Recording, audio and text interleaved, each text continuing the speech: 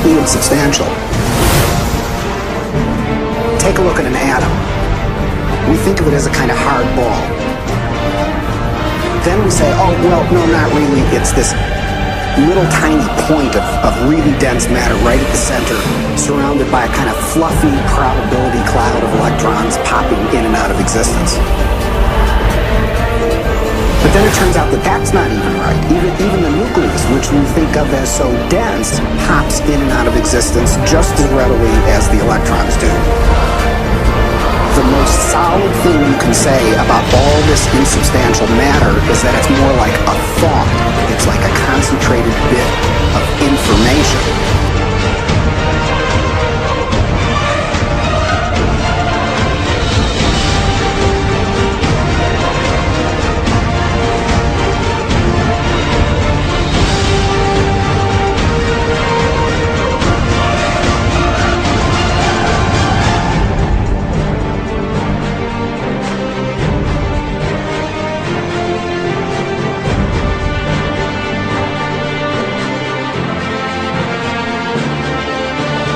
Every generation the world is flat, the world is round, etc. There are hundreds of hidden assumptions, things we take for granted that may or may not be true. Of course, in the vast majority of cases, historically, these things aren't true. So presumably, much about what we take for granted about the world simply isn't true. But we're locked into these precepts without even knowing it. That's a paradox.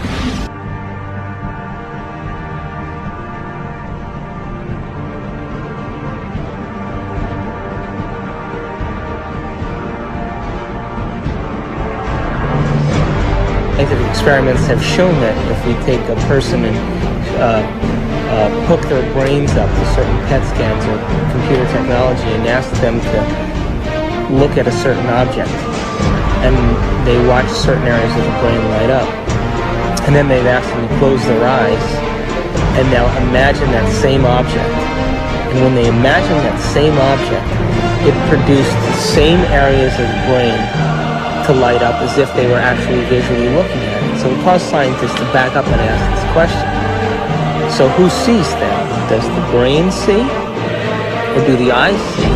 And what is reality? Is reality what we're seeing with our brain? Or is reality what we're seeing with our eyes? And the truth is that the brain does not know the difference between what it sees in its environment and what it remembers, because the same specific neural nets are firing.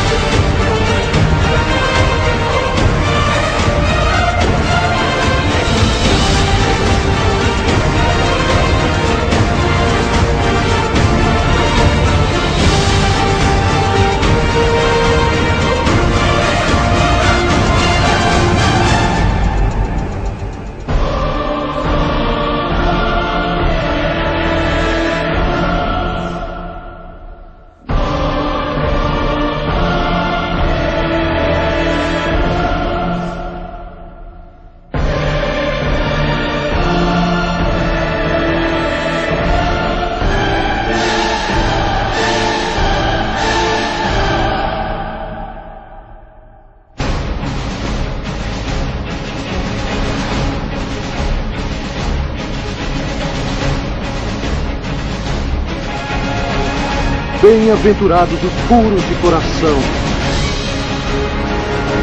pois eles verão a Deus.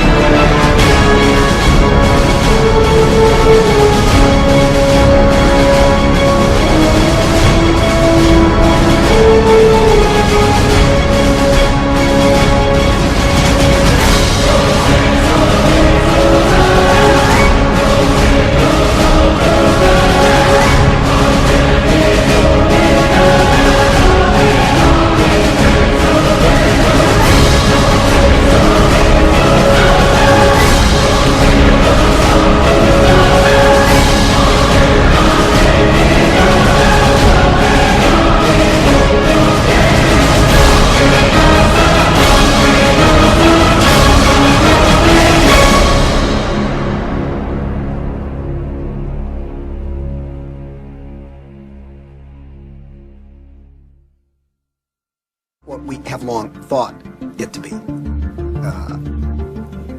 To the scientist, matter has always been thought of as sort of the ultimate in that which is static and predictable. Within all the atoms and molecules, all the space within the particles take up an insignificant amount of the volume of an atom or molecule, the fundamental particles. The rest of it is vacuum. What seems to happen is that particles appear and disappear all the time. So where do they go when they're not here?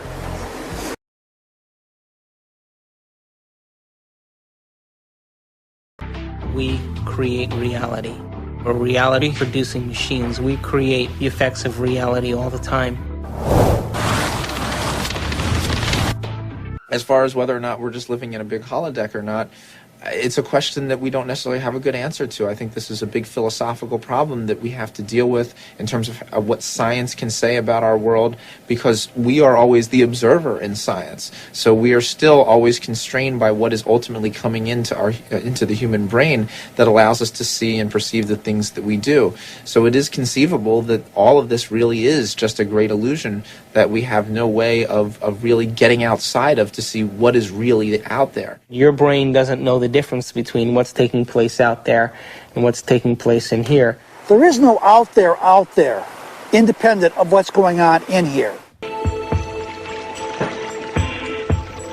There actually are choices in the direction of how a life can go that are contingent upon small-level quantum effects not being washed out.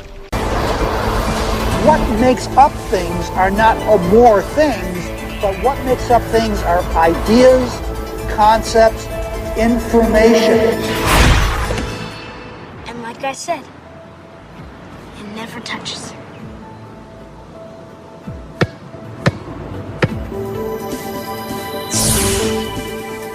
Those electrons build up a charge and push the other electrons away before they touch. When you ain't looking, it's like a wave. When you are looking, it's like a particle. When you are not looking, there are waves of possibility. When you are looking, then there are particles of experience. A particle, which we think of as a solid thing, really exists in a so-called superposition, a spread out wave of possible locations. And it's in all of those at once. The instant you check on it, it snaps into just one of those possible positions. Quantum superposition implies that a particle can be in two or more places or states simultaneously. And this is a very bizarre concept and one of the hallmarks of the quantum world. How can a system or an object be in two or more states at the same time? It's very easy. Instead of thinking of things as things, we all have a habit of thinking that everything around us is already a thing, existing without my input, without my choice. You have to banish that kind of thinking. Instead, you really have to recognize that even the material world around us, the chairs, the tables, the rooms, the carpet, camera included, all of these are nothing but possible movements of consciousness. And I'm choosing moment to moment out of those movements to bring my actual experience into manifestation. This is the only radical thinking that you need to do. But it is so radical, it's so difficult, because our tendency is that the world is already out there, independent of my experience. It is not. Quantum physics has been so clear about it. Heisenberg himself, co-discoverer of quantum physics, said atoms are not things. They are only tendencies. So, instead of thinking of things, you have to think of possibilities. Have you ever thought about what thoughts are made of?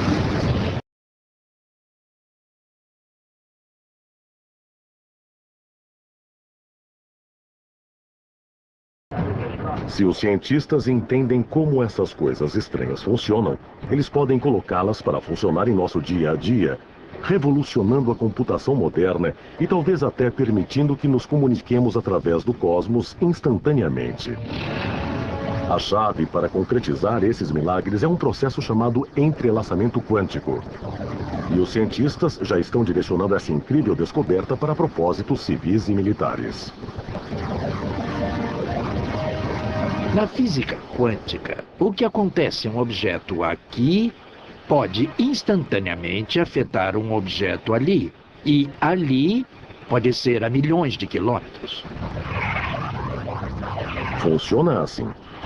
Quando duas partículas subatômicas interagem, podem se entrelaçar, ou seja, seu giro, posição ou outras propriedades se ligam através de um processo desconhecido pela ciência moderna. Se você medir uma das partículas, isso instantaneamente determinará o comportamento da outra partícula. E quando você faz o experimento, você descobre que, de fato, o estado quântico da outra partícula é exatamente determinado depois que você mediu o estado quântico da partícula parceira. Isso significa que se um cientista observa uma partícula entrelaçada e a força a girar no sentido horário, a outra partícula entrelaçada começará imediatamente a girar na direção oposta. Isso parece intrigante, mas não é tão espantoso quando consideramos que as duas partículas entrelaçadas podem estar separadas por bilhões de anos-luz. Mas assim mesmo, no momento em que observamos uma partícula girar, ditamos o giro da outra partícula. É estranho, porque pode sugerir que a informação viajou instantaneamente, mais rápido que a velocidade da luz de uma partícula para outra.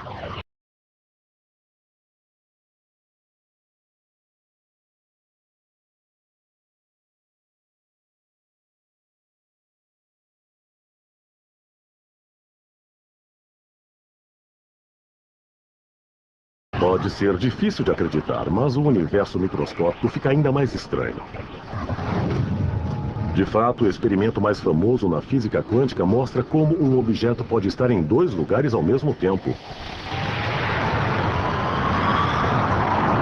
Um resultado que surpreendeu o grande Albert Einstein. Enquanto exploram o universo microscópico, cientistas descobrem que é governado por regras muitas vezes incompreensíveis para aqueles que vivem no mundo normal.